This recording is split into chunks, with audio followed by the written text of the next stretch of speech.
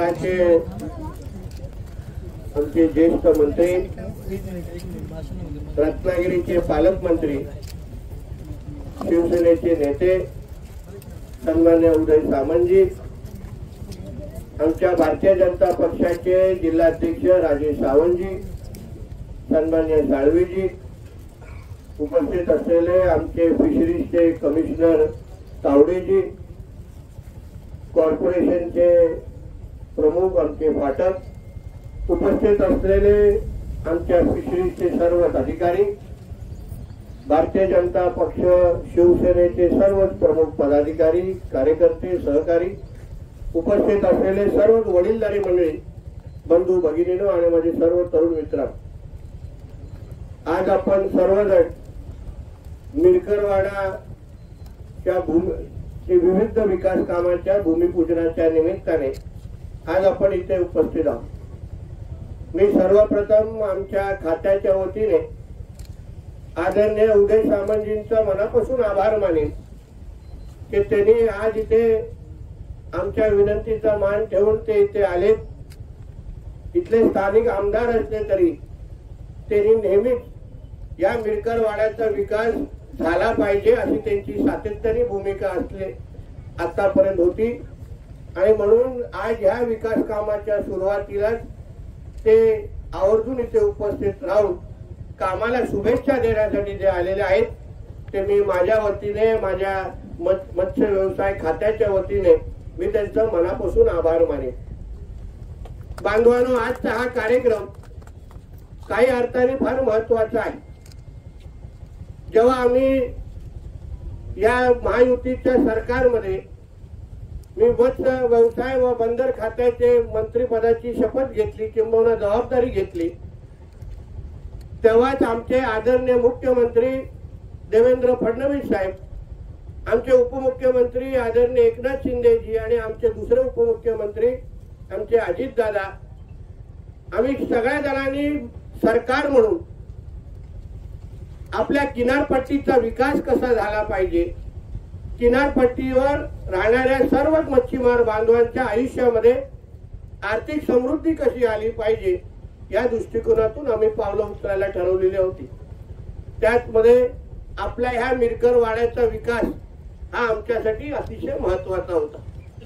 जेव्हा आम्ही ह्या मिरकरवाड्याकडे जेव्हा निधी आमच्याकडे प्राप्त झाली तेव्हा आमच्या समोर इकडच्या असलेल्या अतिक्रमणाचा मुद्दा आमच्या समोर आला।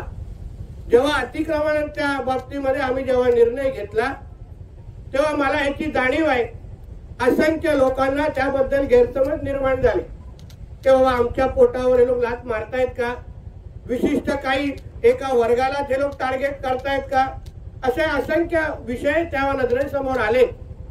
पण बांधवांनो, आपल्या सगळ्या जणांना मी आवर्जून सांगेन, आमच्यासाठी मिरकरवाड्याचा विकास हाच महत्वाचा असल्यामुळे आम्ही कडू असला तरी पण तो निर्णय आम्हाला घ्यायला लागला आणि त्याचमुळे आज हे परिसरामध्ये आपण आजूबाजूला हे जे वातावरण आपण पाहू शकतो, हे सरकार महायुतीचं सरकार हिंदुत्ववादी विचाराचे असल्यामुळे आणि आम्ही पहिल्या दिवसापासून आमची भूमिका स्पष्ट आहे। आमच्यासारखे असंख्य कार्यकर्ते, राष्ट्र स्वयंसंघाच्या विचारांवर चालणारे कार्यकर्ते, ज्यांच्यासाठी हिंदुत्व हे राष्ट्रत्व आहे, जो व्यक्ती ह्या देशाला आपला राष्ट्र समजतो, या तिरंग्याला आपला झेंडा समजतो आणि आमच्या बरोबर भारत माता की जय म्हणतो, त्याचा विकास आम्ही नक्की करणार ही भूमिका आमच्या सरकारची आहे आणि त्या दृष्टिकोनातून चालण्याचं काम आम्ही आतापर्यंत केलेलं आहे। आम्ही भारत माता की जय म्हणणाऱ्या व्यक्तीला खांद्याला खांदा लावून उभं राहतो आणि सर तन से जुदा म्हणणारा कुठला व्यक्ती असेल तर त्याला आम्ही सोडत नाही, हेच आमच्या हिंदुत्ववादी सरकारचं भूमिका आहे।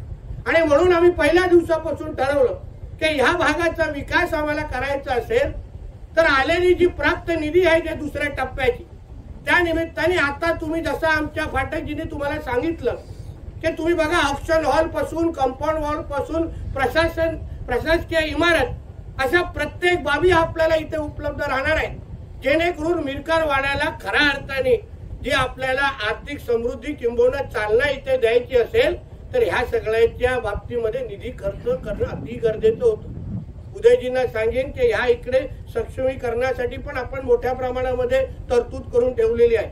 काही इकडचा भाग खचत चाललेला आहे.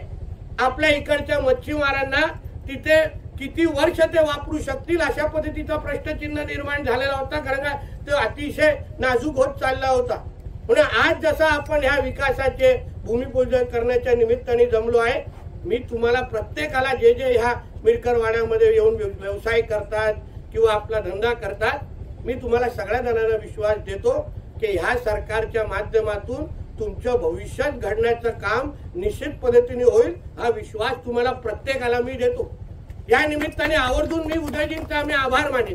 जेव्हा आम्ही अशा पद्धतीची कारवाई करायची ठरवली, त्यांनी भूमिका घेतली, नितेशजी कोणावर अन्याय होऊ देऊ नका, विकास निश्चित पद्धतीने करू, पण अन्याय व्हायला होता कामा नये. आणि म्हणून त्यांच्या बरोबर राहून त्यांचं सहकार्य घेऊन, पोलिसांच्या आमच्या सगळ्यांचं सहकार्य घेऊन आम्ही तेव्हा अतिशय शांत पद्धतीने आपण इथे ही जागा मोकळी करून घेतली.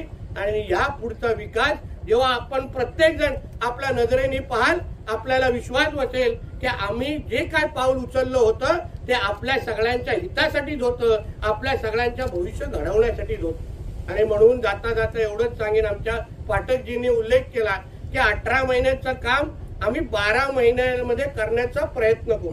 पाठक साहेब, प्रयत्न हा शब्द आमच्या डिक्शनरीमध्ये नाही. 12 महिने म्हणजे 12 महिने, जेणेकरून आताच गाडीतून उतरल्यात उदयजींनी सांगितले, नितेशजी दुसरा टप्पा ठीक आहे, तिसऱ्या टप्प्याचे पण पैसे तयार ठेवा. म्हणून एक लक्षात घ्यावा, पालकमंत्र्यांचं आपल्यावर लक्ष आहे. तुम्ही 12चे 13 महिने लावले तर उगाच माझे 13 वाढायची वेळ येईल, अशी काय वेळ करून येऊ नका.